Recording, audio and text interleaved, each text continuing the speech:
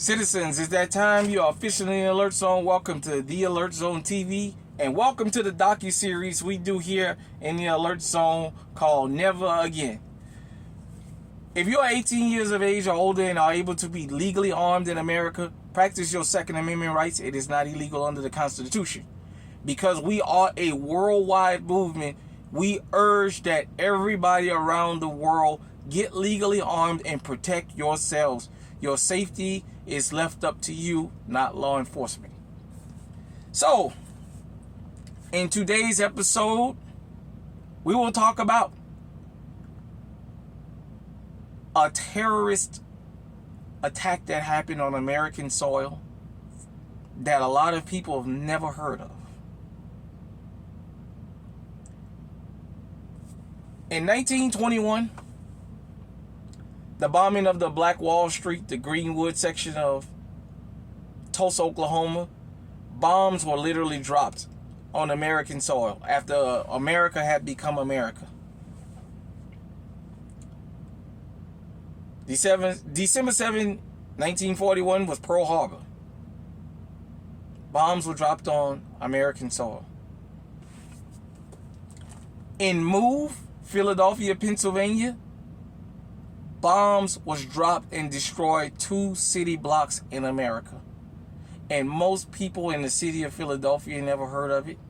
And there's people around the country and the world that have never heard of this terrorist attack. All right, here we go. The Zen Education Project. This day in history, May 13th, 1985, Philadelphia police bomb Move.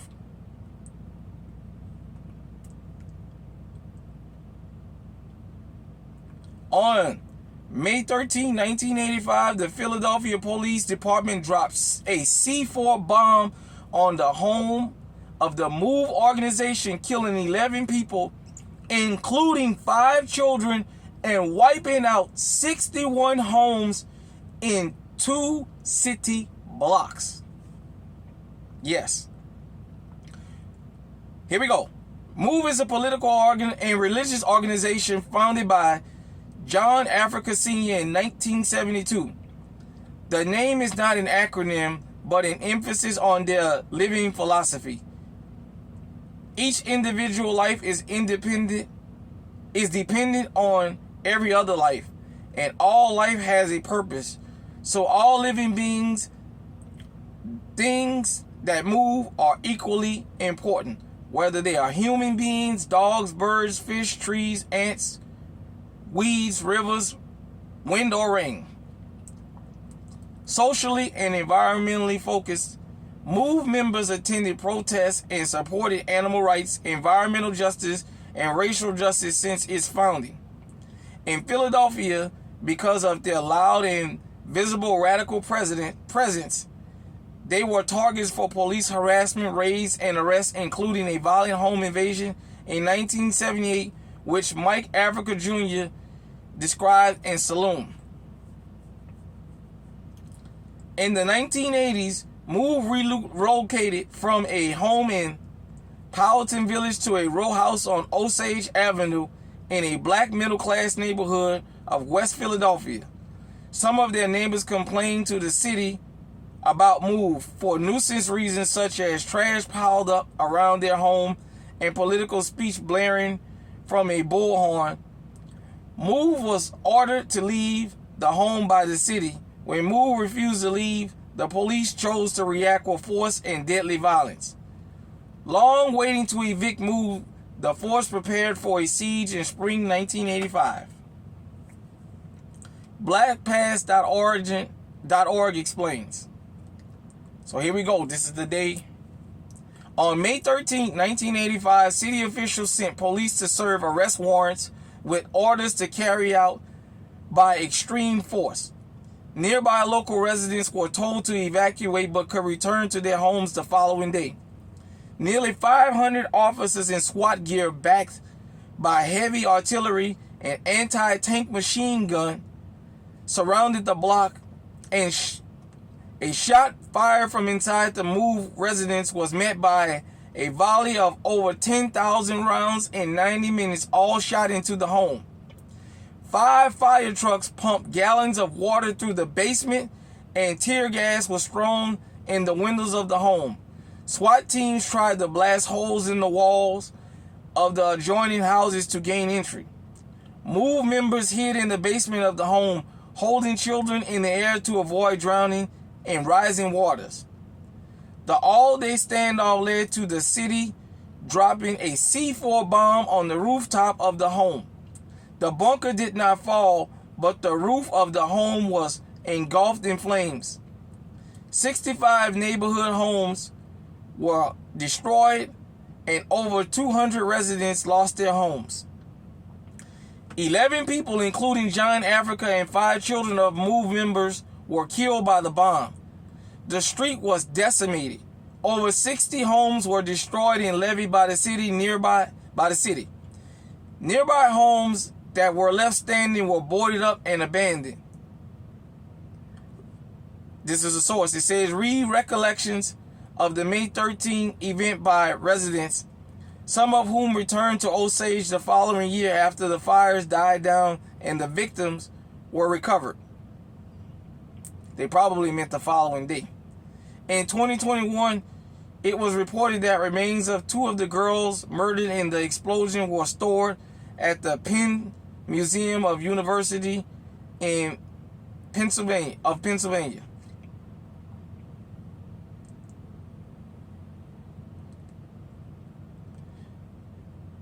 And it says here, survivor Mike Africa just purchased the house in 2023 to make it into a memorial. Let's talk about that. So, MOVE was an organization that had their own political and what have you motivations. That was targeted, as they said. There was videos of them being beat up and harassed throughout the years. In an American city, a C4 bomb was dropped. They knew children were there. When they say they came there with force, they evacuated 2 city blocks to evict people from one house. Now, I'm going to say this, and this is just my opinion. I don't believe nobody inside of that MOVE organization fired at law enforcement because they knew they were severely outgunned. It's just like another incident I'm going to talk about, and I'll mention that later in the series. Over 10,000 rounds in 90 minutes. The 2 survivors of this bombing talked about how when they came out with their hands up, they were shot at and sent back in the house because the goal was to kill everybody. They didn't want anybody to survive. So, for those of you who like to talk about human rights abuse, it happened right here in America, in the city of Philadelphia. They knew there were children there, and yet they went there with an execution plan in hand. They went there to slaughter everybody.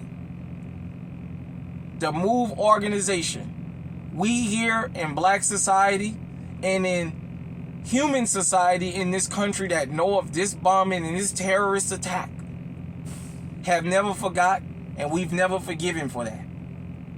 When you know there's 5 children and you throw tear gas, you brought anti-tank bullets there. You brought a machine gun on top of a military vehicle. 500 SWAT officers dressed to kill. This was not an eviction. This was a massacre. This was a planned assassination.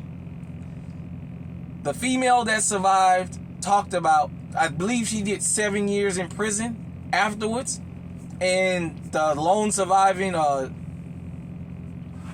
kid was adopted. A C4 bomb. They burned 2 American buildings down, 2 American blocks, because they wanted to evict 1 black family, and they did this on the news. Understand something. The plan was for them not to leave alive. Period. Point blank. When we say never again, this is the type of stuff we talk about. For all of us out here that call ourselves human beings, for all of us adults, for the guys that's out in the street that say, hey, you don't ever target children. Those are the most innocent. Leave the children alone. We had a city, state, and federal government that allowed a fucking bomb to be dropped on the American family because they didn't agree with their political views. It was clear by deadly force. You don't bring 500 SWAT officers when you say you don't really have an intention of killing somebody. It's like I always tell you here in the Alert Zone. It's easy to be a badass cop when it's thousands of y'all, or a bunch of y'all, and y'all got somebody outnumbered and outgunned.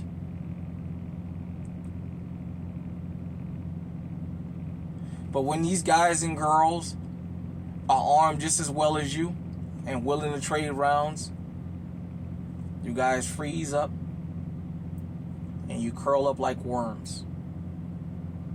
You guys get like turtles and you hide in a shell. 2 city blocks in a house they knew had children.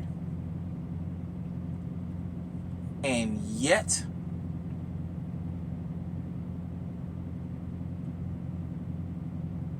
they had bombs dropped on them. They had water. For those of you who survived Hurricane Katrina and see the aftermath, you know how strong water is. They had smoke bombs. They meant they didn't want anybody to come out of there alive, because they had been given a license to kill.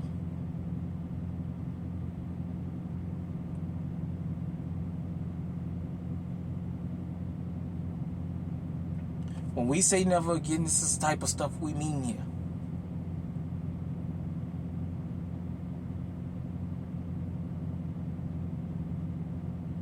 Hit me in the comment section and let me know what you think about the bombing of Move. Did you know anything about Move? Is this your first time? If you've never heard of this, go and do your own research. I'm just directing you to where to go. When we talk about shit hit the fan, I'm going to say this, what I said yesterday, and I'm going to say this, and even if it ruffles your feathers, you'll get over it. When you look what has happened to black people in this country, we are always the precursor to what they plan on doing to everybody. They just want to perfect it on us. Once they perfect it on us, they go to everybody. Remember to Branch Davidian and Waco. Remember Ruby Ridge.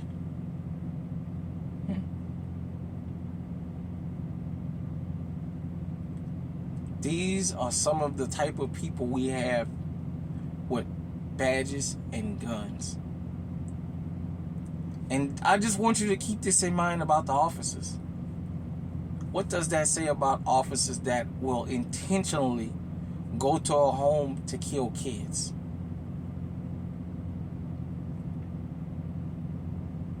What does that say about them? What does that say about law enforcement? That they would intentionally go to a home they know children are in and intentionally kill kids under the guise of somebody fired a shot out of them and we fired 10,000 rounds. You guys seen the article? Go do the research. The plan was to kill everybody and never let nobody come out of there alive. And we had law enforcement officers that went to a house to kill children.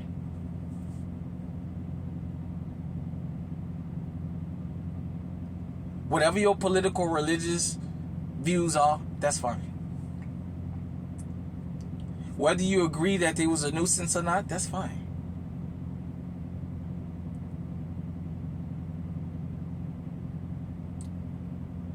Whether you think they should be evicted, that's fine. But do you believe that the police should have targeted kids and came to a house specifically to kill children? Ask yourself that. Because when we hear these stories about these pedos and all that, the first thing we say is you don't ever do nothing to kids. You don't ever touch children. I want you guys to think about that one more time. They went to a home they knew children were in. They had been watching this home. They had been waiting for this. And they went to intentionally kill a bunch of fucking children.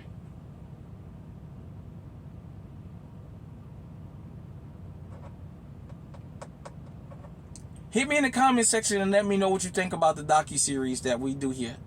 Never Again. What do you think about MOVE?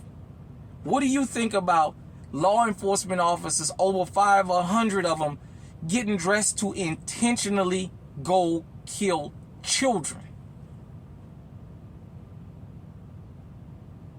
In closing, I'm going to say this. For those of you who feel like, well, that was just black children, whatever I always told you. When you sit by and let other people be unfairly targeted, it's only a matter of time before it turns on you. When it comes knocking on your front door, you got to take it like everybody else. Like the people you said deserved it, you got to take it like them.